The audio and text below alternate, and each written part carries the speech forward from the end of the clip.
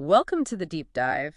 Today, we're opening up a pretty deep analysis of civilizational decline. We are. We're looking at this concept called the Red Queen's children. Yeah, and if you remember from Alice in Wonderland, that's the Red Queen who has to run as fast as she can just to stay in one place. Exactly.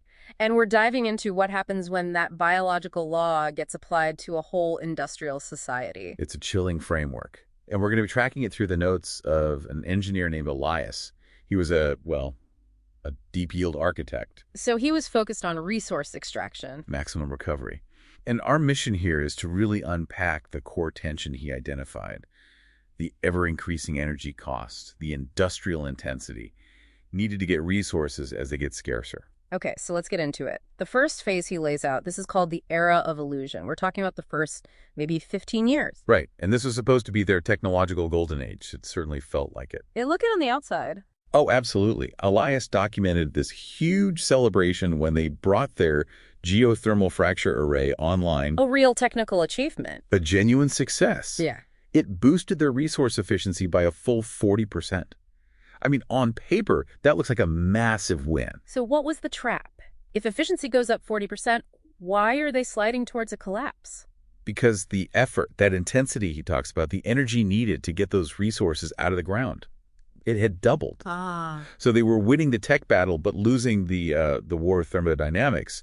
Elias put it pretty bluntly. He said they were burning 2 barrels of oil just to find 3. So the net return was just shrinking and shrinking. Exactly. Oh. And the public, they were completely oblivious. They were sold this idea that new tech meant power would eventually be free. They didn't see they were just accelerating the decline. And that acceleration, that leads them right into the fracture. Yeah. This is years 15 through 30.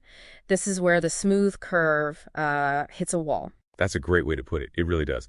The shift wasn't some sudden disaster, no single event. It was just a system-wide brownout. Why? Because their natural capital, their easily accessible resources like clean water tables, surface level ore, it had just flatlined. Gone. And that forced a choice, a terrible choice. It did. Director Kale, he was facing a grid collapse on one hand and, definite riots on the other. So he gave the order. To bypass the environmental filtration protocols. Precisely. This is the classic desperation cycle. Elias, he warned them. He said dumping the toxic byproduct would poison the delta. But the choice was poison the future or let society collapse today. That's what Kale argued. Kill the future to survive the day. So Elias entered the override code. And the chaos was immediate. Instant. This is where social cohesion just dissolves. Neighbors become competitors. And you start to see, what, a more authoritarian response? You see it physically. Military trucks on street corners, guarding water distribution centers. Elias realized the crisis wasn't just the scarcity. It was their reaction to it. They were trading freedom for bread. And that trade, that desperation for stability, it leads us right into the final phase, the new equilibrium after year 40. What they called the tyrant's peace. Chilling. And Yeah. the defining feature he notes here is silence. Yeah. The chaos ended. But it ended because the population had been effectively culled. The high mortality rates from that unfiltered toxic water, it cut the population by half. The toxic cull.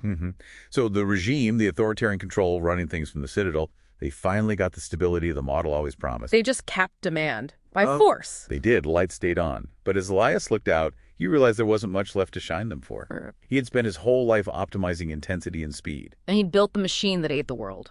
Exactly. He built a machine that stabilized itself through tyranny. That's the ultimate paradox here. The speed led to death, and maximum efficiency led to absolute control. And his final note is this stark contrast between his grand machine and a single green shoot. Unauthorized, he calls it. Right. Pushing through the dust. It's slow, it's fragile, and it's completely inefficient.